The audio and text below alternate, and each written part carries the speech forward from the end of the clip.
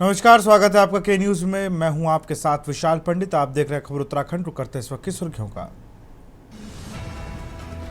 चमोली में खुले लाटू धाम के कपाट। बुद्ध पूर्णिमा के अवसर पर खुले कपाट। सीएम धामी ने धाम पहुंचकर की पूजा। सीबीएसई 12वीं के परिणाम पर सीएम धामी ने दी छात्र छात्राओं को बधाई। सीएम धामी ने एक्स पर पोस्ट कर दी बधाई। वित्तीय प्रबंधन में उत्तराखंड का बेहतर प्रदर्शन। छोटे राज्यों में वित्तीय प्रदर्शन में गोवा के बाद दूसरा स्थान। सीएम बोले, हमारे लिए गर्व की बात। उत्तराखंड में सिविल डिफेंस का होगा विस्तार। मुख्य सचिव आनंद बर्धन ने गृह विभाग को प्रस्ताव बनाने के लिए कहा। यमुनोत्री व गंगोत्री धाम की बढ़ने लगी यात्रा। पुलिस के साथ आईटीबीपी के जवान भी व्यवस्थाओं में जुटे।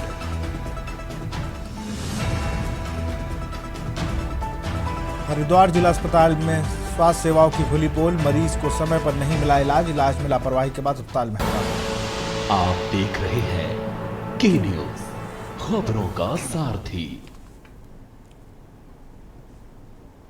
उत्तराखंड ने एक बार फिर साबित कर दिया कि मजबूत नीतियां, पारदर्शी प्रशासन और जन कल्याण की सोच से कोई भी राज्य ऊंचाइयों को छू सकता है। देश की प्रतिष्ठित बिजनेस वेबसाइट फाइनेंशियल एक्सप्रेस की रिपोर्ट में उत्तराखंड को छोटे राज्यों में वित्तीय प्रदर्शन के लिहाज से दूसरा स्थान मिला है। यह उपलब्धि न केवल वित्तीय अनुशासन का प्रमाण है, बल्कि मुख्यमंत्री पुष्कर सिंह धामी के नेतृत्व में राज्य की सुशासन क्षमता का भी पर्याचक है।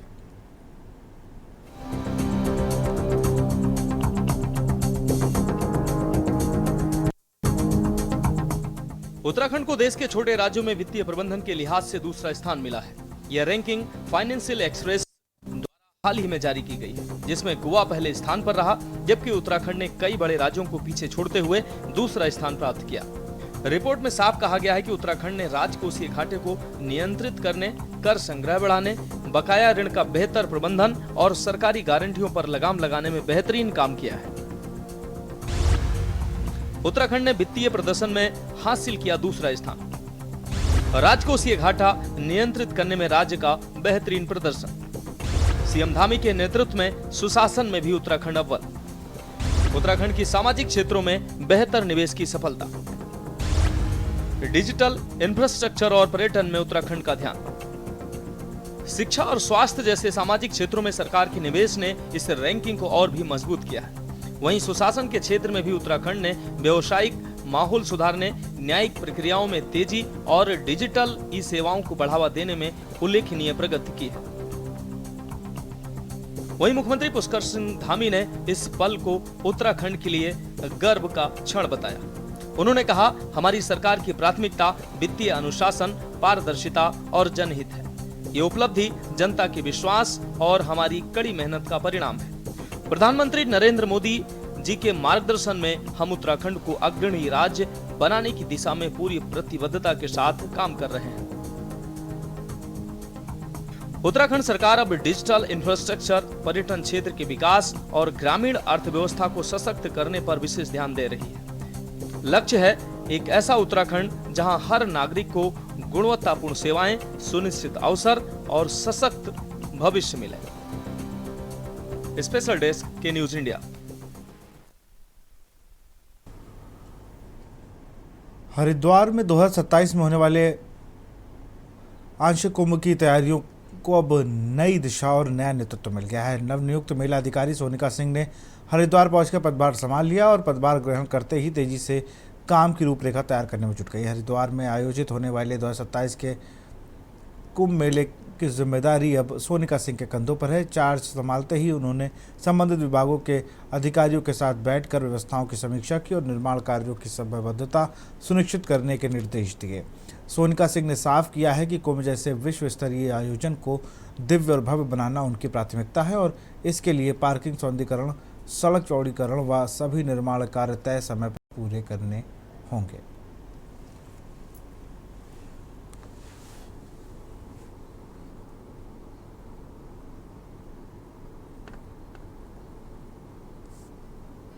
सोसाइटी द्वारा दिया गया था, जिसके अंदर अभी तक की क्या क्या हम लोगों ने प्रगति की है, क्या क्या हमने प्लानिंग की है, इसके बारे में डिस्कशन हुआ। तो मोर और लेस बहुत सारी चीजें अभी हो चुकी हैं। जैसे हमारे जो एक खाका पूरा हमारा तैयार हो चुका है और उसी में आगे जो कार्यवाही है वो मेरे द्वारा की जाएगी और हम लोग कोशिश करेंगे कि जितना भव्य आयोजन हम करा सके मेले का हो जाए। जी, जैसे मैंने कहा कि एज ए टीम हम सब लोग मिलके हम लोग पूरी कोशिश करेंगे कि जितना भव्य आयोजन हम करा सके आने वाली समय में उतना हम करेंगे। और उसके लिए एक प्लानिंग जो होती है, एक जो बहुत अच्छी प्लानिंग की जरूरत होती है, उसमें अभी कार्रवाई चल रही है। चीफ सेक्रेटरी से हमें कमिश्नर साहब ने काफी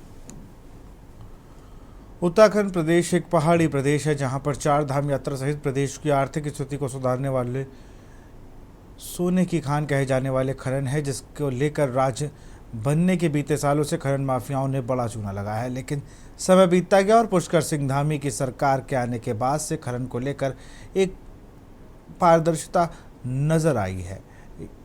यही वजह है कि 2024 और 25 में खनन विभाग ने 1047 करोड़ रुपए से अधिक का राजस्व अर्जित कर लिया है, जो इस वर्ष के लिए निर्धारित 875 करोड़ रुपए के लक्ष्य से काफ़ी अधिक माना गया है, जिसको लेकर धामी सरकार ने प्रतिष्ठा नीतिगत सरलीकरण और अवैध खनन पर प्रभावी रोक की निर्णायक भूमिका निभाई है।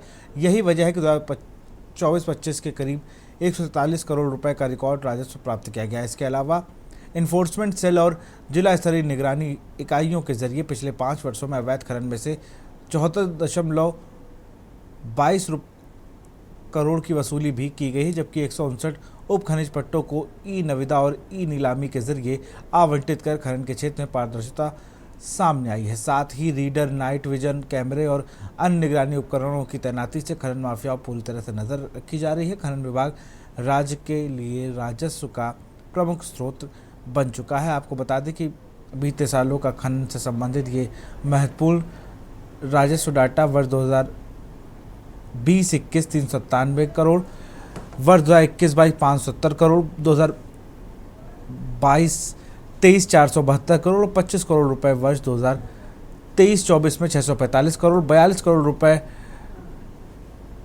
और वहीं 2024-25 में 1047 करोड़ रुपए।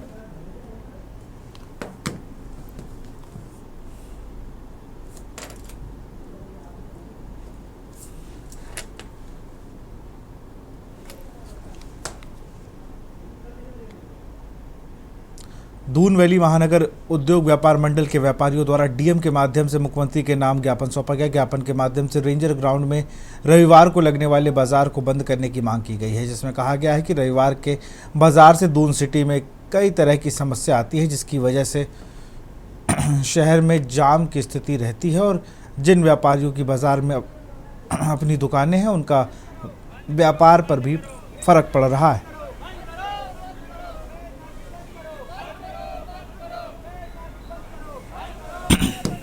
हमारी सबसे प्रमुख मांग है, आज डीएम ऑफिस में सारे होकर के आए हैं यहाँ पर, और उनकी सबसे प्रमुख मांग यही है कि संडे मार्केट जो लग रहा है वो यहाँ ना लग करके शहर से कहीं बाहर 10-20-30 किलोमीटर दूर जा करके लगे, जिससे कि आने वाले जो ग्राहक है वो बाजार में आकर के अपनी शॉपिंग करें, उन्हें अच्छा सामान मिल सके।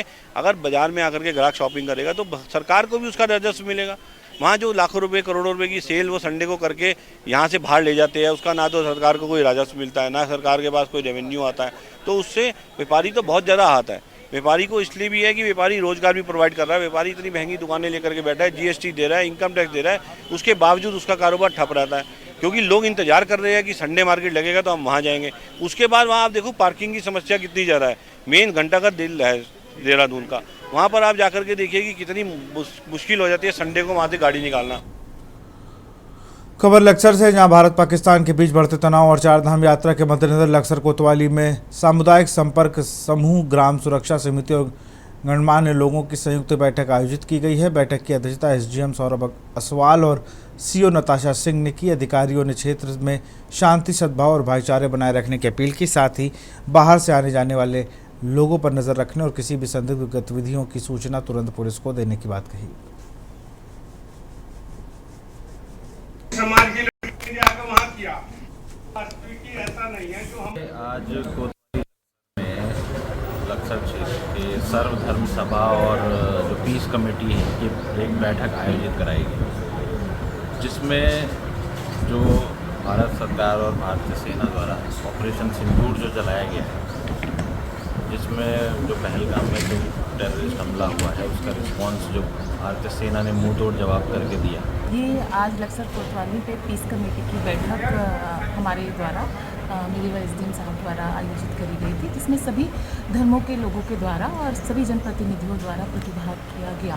सर्वप्रथम तो जो ऑपरेशन सिंदूर भारतीय सेना द्वारा चलाया गया था, उसकी सफलता में जितने लोग थे उनके द्वारा उसकी बुरी बुरी प्रशंसा करते हुए, उसका अभिनंदन करते हुए हमारे देश के जितने सैनिक जो जंग में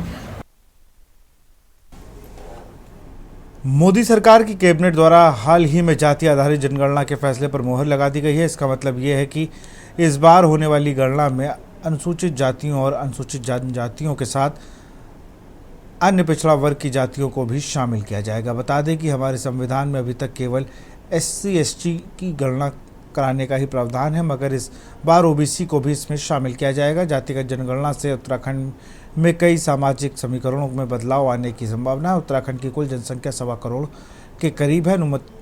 अनुमानित आंकड़ों की माने तो उत्तरकाशी जिले में सबसे ज़्यादा जनसंख्या OBC की है, तो वहीं हरिद्वार में लगभग 56%, उधम सिंह नगर में 45% तक इस वर्ग की हिस्सेदारी मानी जाती है। इस रिपोर्ट को देखिए।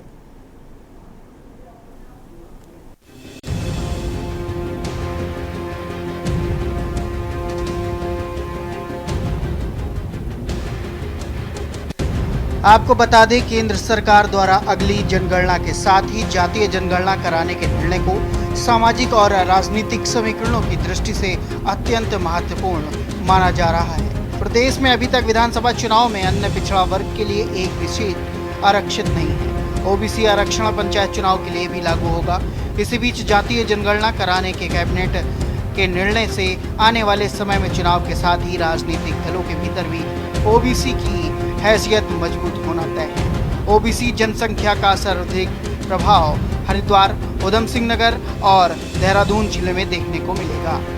उत्तराखंड में जातीय समीकरणों की बात करें तो वोटरों के लिहाज से CSDS लोक नीति के द्वारा एक सर्वे कुछ समय पहले किया गया था, जिसके मुताबिक प्रदेश में करीब 12% ब्राह्मण, 33% ठाकुर, 7% अन्य, सवर्ण 7% और अन्य पिछड़ा वर्ग 19%, दलित 14%, मुसलमान व 8% अन्य वोटर हैं। जातीय जनगणना को लेकर सियासत लोकसभा चुनाव से जोड़कर देखी जा रही है।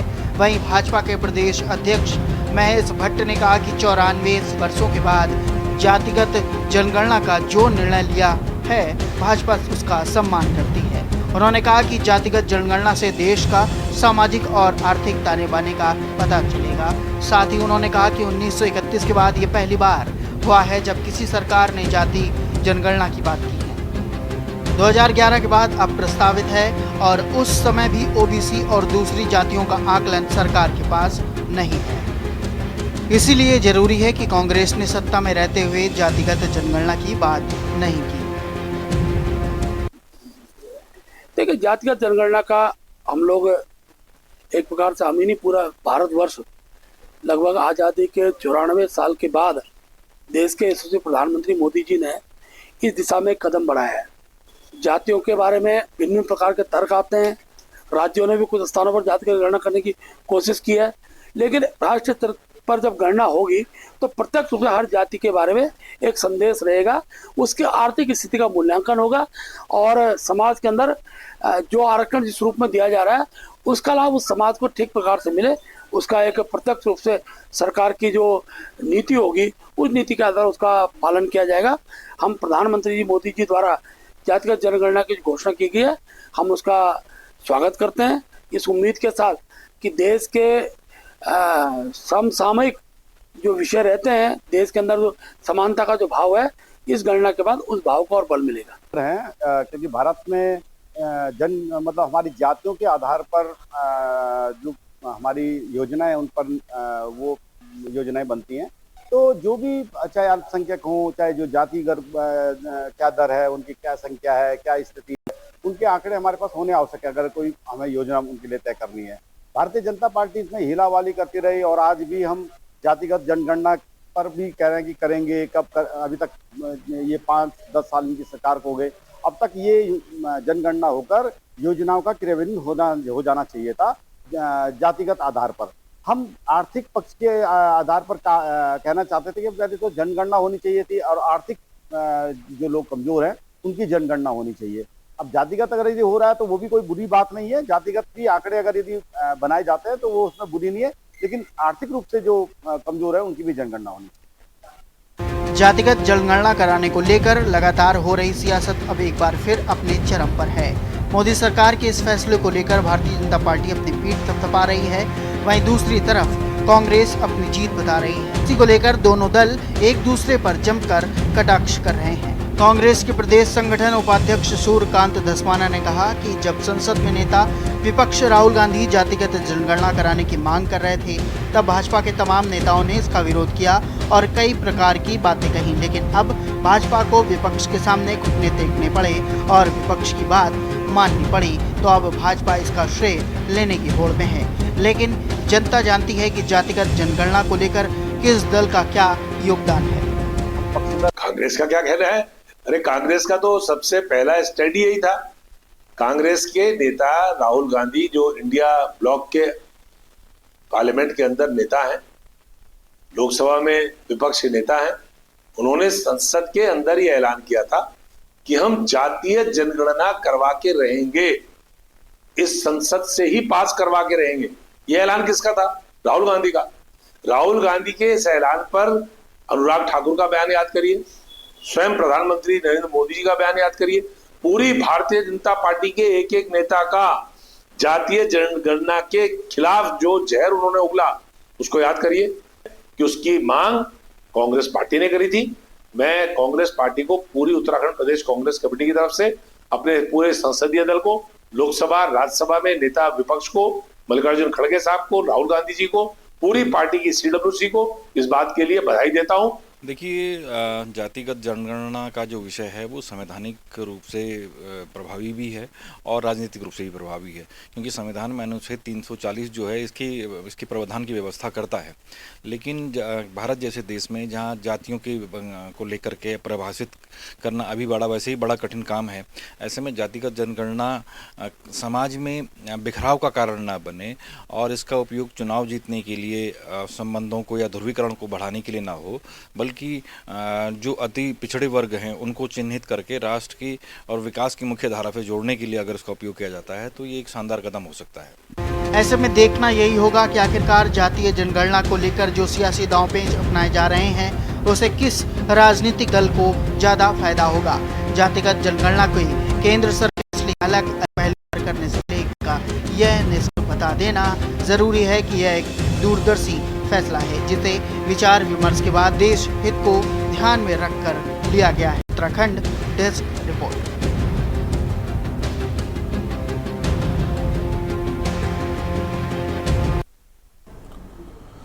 और यहाँ रुकते एक छोटे से ब्रेक के लिए। आप देख रहे हैं के न्यूज, खबरों का सारथी। ब्रेक के बाद आपका स्वागत है। बागेश्वर में अल्मोड़ा मैग्नीसाइड वर्कर्स यूनियन कर्मचारियों ने जिला कार्यालय में प्रदर्शन कर डीएम को मांग का पत्र दिया। उन्होंने कहा कि नैनीताल हाईकोर्ट के आदेश के बाद जिले में खनन कार्य बंद चल रहा है। इसके लिए काफली गैर तहसील स्थित अल्मोड़ा मैग्नीसाइड लिमिटेड कंपनी की दशा बिगड़ती जा रही है। यह तैनात कर्मचारियों के सामने रोजी रोटी का संकट गहरा गया है।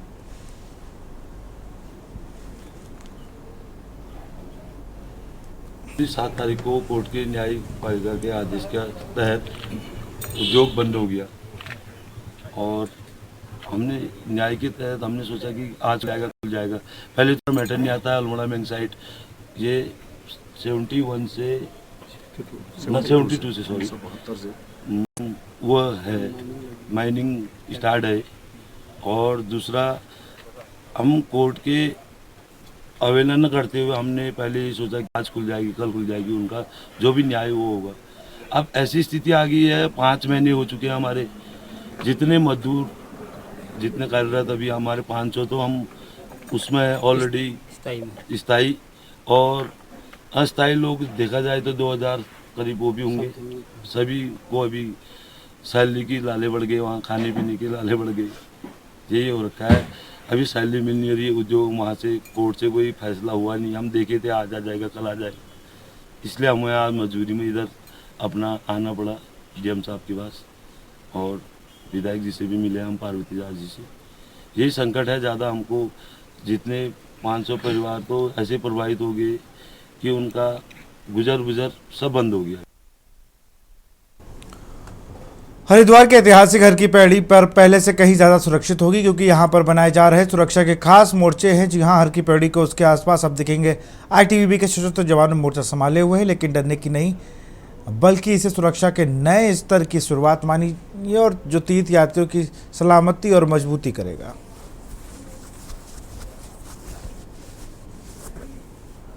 ये मोर्चे बनाए जा रहे हैं बेसिकली, ये सुरक्षा की दृष्टि से जो है इसमें पुलिस और पैरामिलिट्री फोर्स इसमें रहेगी और वो चारों तरफ इसका जो है सुरक्षा की दृष्टि से विद आर्म्स इसमें वो लोग रहेंगे।